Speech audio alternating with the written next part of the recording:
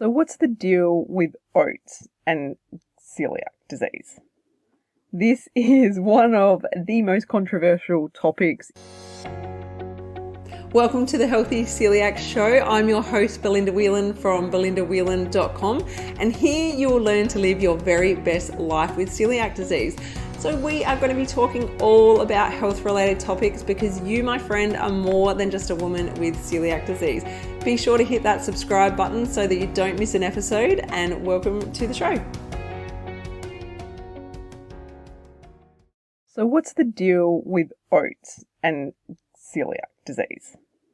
This is one of the most controversial topics in Australia. My goodness, I see so much going on the forums about gluten-free oats and who can eat them and who can't, and there's just so much misinformation.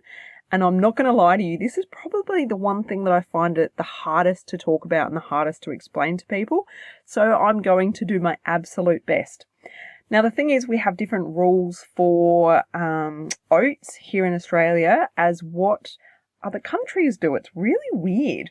I mean, we've got different regulations in Australia for gluten as a whole as to what America does. So in Australia, we are not allowed to have any gluten at all in any of our products that are labelled gluten-free, whereas in America, they're allowed to have 20 parts per million in their labelled gluten-free food, which is just insanity if you ask me. And I don't agree with it. I don't understand how that's actually a thing. I don't understand why it's not zeroed in line with what we do. So we really have very, very strict rules here in Australia. So oats in Australia are not allowed to be labelled gluten-free, and oats are not allowed to be in any products whatsoever that have got gluten-free on them. Now, I did a little bit of a Google search the other day, and I typed in gluten-free oats just out of curiosity. And I found 3 different websites in Australia that were selling gluten-free oats, and they were advertising them as gluten-free oats. It was even written on the packaging. So this is disgraceful because this is very confusing, and this is why people here in Australia ask the question all the time, because they don't know what's going on. They don't really know what the truth is. So I have taken some information from a Facebook group here that's actually in Australia, and a girl has shared some information, and it's quite good. What she shared is really good, but she has said that oats contain gluten. Now, that's actually not exactly true. So let's talk about this and get to the bottom of it. So oats are not gluten-free because there's a lot of risk of cross-contamination. So in America, you can buy what's called uncontaminated oats, right? So there's also wheat-free oats, which mean they haven't been cross-contaminated with any of the other grains that contain gluten, because that's what apparently happens is these crops are in high rotation with each other, and there's this high risk of a cross-contamination happening between, wheat, let's say, for example, and the oats. So that's where that risk of cross-contamination comes in. But the thing here in Australia, why we don't allow oats, is because a percentage of people with celiac disease cannot tolerate oats, and their bodies actually react to the protein, which is avenin, in oats, and it reacts in the same way as what it would if it was a gluten grain. So if you were having wheat, barley, or rye, your body would react the same if you were having the oats.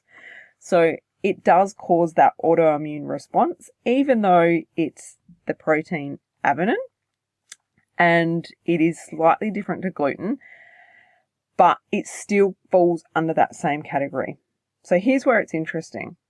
In Australia, you can have what's called do an oats challenge. You can do an oats challenge, which is under medical supervision. So that way you can test whether you are having an immune response to the oats And then if you get the all clear, you can eat oats. So doesn't that tell you that there's absolutely no way that there's gluten in oats, right? So if you were to buy uncontaminated oats after you've done an oats challenge, then you've been medically told it's safe to have the oats. Does that make sense? Oh my gosh, I hope I'm explaining this well enough. I'm so passionate about helping you guys that I hope that I'm getting this through to you okay in your understanding. So if you are here in Australia, you can't have oats. You do not eat oats whatsoever, even if they're labelled uncontaminated oats, even if they're labelled gluten-free oats and you've somehow, bought them online, perhaps from eBay or perhaps from one of these other naughty websites that's illegally advertising their products, all right? You are not to eat them unless you have done an oats challenge. Am I on my soapbox here? I think I might be. I'll step back down off my soapbox. Right, so if you're in America and you're eating oats and you still feel like you're getting glutened, this could be why. You could be reacting to oats. So you're allowed to eat them in your country, not just America. I know there's many of other countries that allow it as well. But, perhaps because it's not something that you're told that you've got to cut out oats, you've never thought about it. So you need to look at what you're eating, cut back on the oats, see if that makes a difference, and go from there. So yeah, just to recap. So oats are not gluten-free because of the risk of cross-contamination. Uncontaminated oats or wheat-free oats are safe for anyone that has done an oats challenge. Okay, so stay away from oats unless you've done an oats challenge. And that's not just you doing an oats challenge without medical supervision. That's you doing it with your doctor, with your gastroenterologist, because they need to double check that there's no immune response going on, because you might still feel okay, but there's still damage going on in your gut, as in your body is attacking itself. So please just don't go and test it for yourself.